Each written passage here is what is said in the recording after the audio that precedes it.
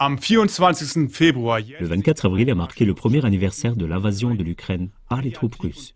Un an de guerre et pas de fin en vue. ZDFTE a écrit « Le Kremlin avait en tête une victoire éclair lorsqu'il a attaqué l'Ukraine il y a un an. 12 mois plus tard, c'est l'impasse entre Kiev et Moscou.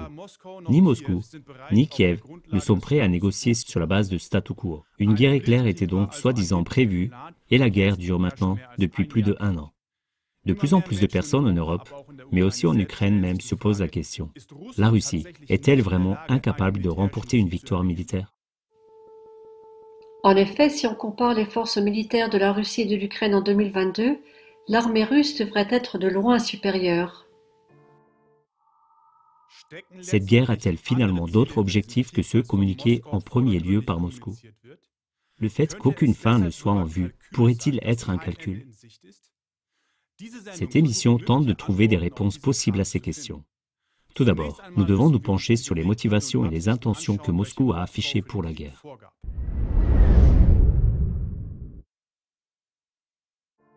Premièrement, la menace de l'extension de l'OTAN vers l'Est et de l'entrée de l'Ukraine dans l'OTAN. Deuxièmement, l'aide aux républiques populaires du Donbass. Troisièmement, la dénazification de l'Ukraine. L'élargissement à l'est de l'OTAN évoqué par Poutine s'est déroulé en 5 étapes depuis 1999 jusqu'aux frontières de la Russie. D'autres candidats seraient notamment la Géorgie, l'Azerbaïdjan, l'Arménie, le Kazakhstan et l'Ukraine. Il est difficile de nier que cela ne plaît pas à la Russie. Selon les données de l'ONU, le conflit qui dure depuis 2014 dans l'est de l'Ukraine a coûté la vie à 13 000 personnes, dont environ 3 300 civils, rien que jusqu'à la fin 2018. Les attaques des troupes ukrainiennes contre la population du Donbass ont augmenté de manière drastique à partir de la mi-février 2022, c'est-à-dire avant même l'entrée des troupes russes. Les observateurs neutres de l'OSCE ont compté jusqu'à 1400 explosions par jour à partir du 17 février 2022. 100 000 civils auraient été évacués vers l'intérieur ou vers la Russie pour les protéger. Le régiment Azov est un bataillon de volontaires qui a intégré la garde nationale du ministère de l'Intérieur ukrainien en 2014. Selon Wikipédia, l'unité est controversée en raison de ses liens avec des groupes d'extrême droite et de sa symbolique nazie. Après un an de guerre, nous faisons le bilan. Dans quelle mesure la Russie a-t-elle poursuivi ou atteint les objectifs qu'elle s'était fixés? Une table ronde organisée par le portail internet Nuoviso avec Billy fournit quelques éléments de réponse.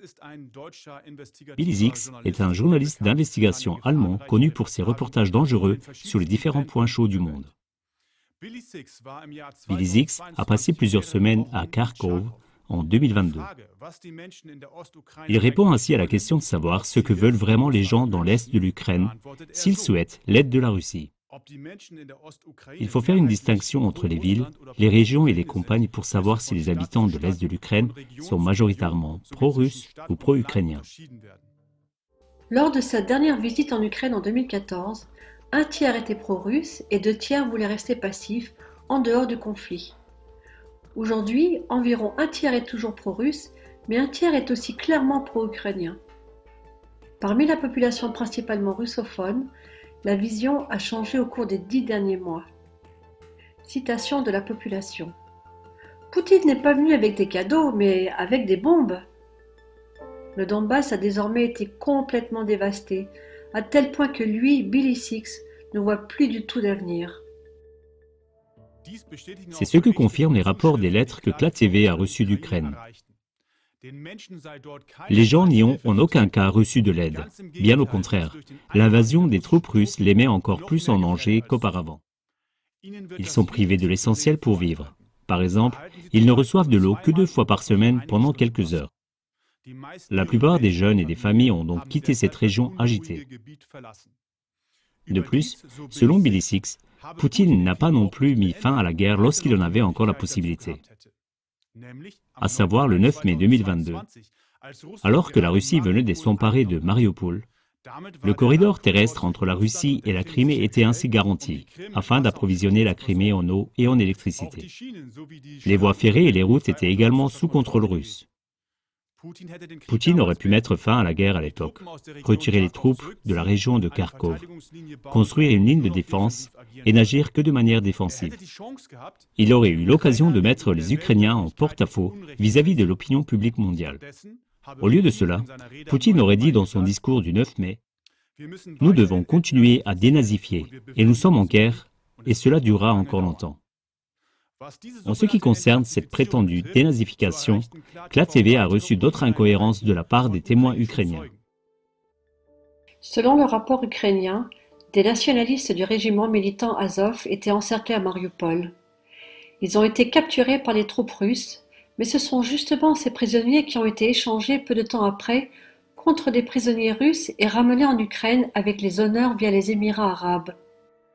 Question des citoyens ukrainiens. Si Poutine veut dénazifier l'Ukraine, pourquoi ce sont justement des prisonniers du bataillon Azov qui sont rapatriés? Il pourrait bien sûr s'agir de rumeurs délibérément répandues, mais que se passe-t-il si ce n'est pas le cas?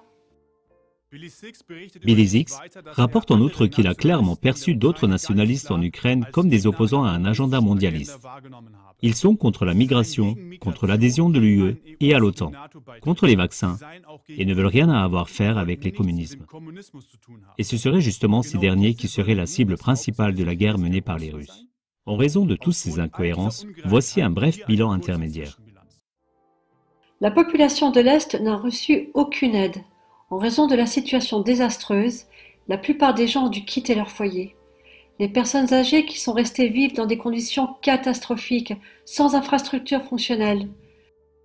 Quant à la prétendue dénazification, on constate là aussi plutôt le contraire. Ces incohérences amènent même les Ukrainiens à se demander ce qui pourrait se cacher d'autre derrière la guerre.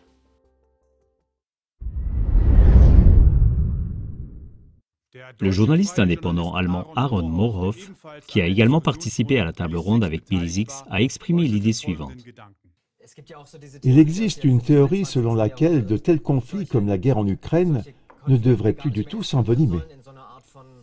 Il ne s'agit pas d'une guerre frontale, d'une guerre totale. Mais c'est justement ce conflit latent que les deux parties veulent vendre à leur propre population comme une sorte d'état d'urgence permanent. C'est ce qu'on a pu observer avec le Covid, comme ici avec la guerre en Ukraine. Cette stratégie du conflit latent est manifestement poursuivie par les deux parties, la Russie et l'Ukraine, laquelle est armée par les États occidentaux.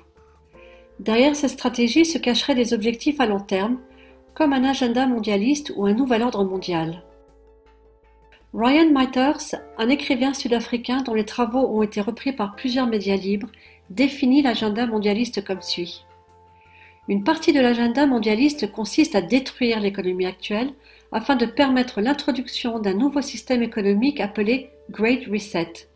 Ce nouveau système économique est basé sur la monnaie numérique de banque centrale, CBDC, et la surveillance est dirigée par l'intelligence artificielle. Si on considère les conséquences de la guerre en Ukraine, cela pourrait être une explication plausible.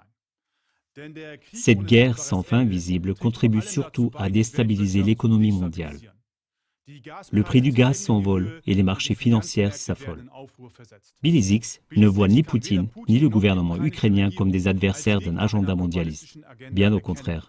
Selon lui, Poutine poursuit le même objectif, mais avec une note russe plus prononcée. Ainsi, Poutine a joué le jeu de la prétendue pandémie du Covid-19, tout comme la plupart des autres pays du monde. La Russie a été un précurseur dans l'introduction des carnets de vaccination. Au début de l'année 2022, la Banque de Russie a commencé à tester son rouble numérique, sa version de la monnaie numérique de banque centrale, CBDC, pour ne citer que quelques exemples. Il s'agit d'une image incomplète. Il n'est pas encore possible de tirer des conclusions définitives, mais de nombreux éléments indiquent que la guerre russo-ukrainienne a des enjeux qui vont bien au-delà des intérêts nationaux. Le rôle de Poutine est également loin d'être clair. De nombreux éléments indiquent que la guerre russo-ukrainienne se révèle être le précurseur d'un agenda mondialiste. C'est donc sous cet agenda qu'il convient de continuer à observer la suite des événements dans cette guerre. Vous trouverez ici l'émission de près de 2 heures, Ligne de front Billy Six chez Barcode.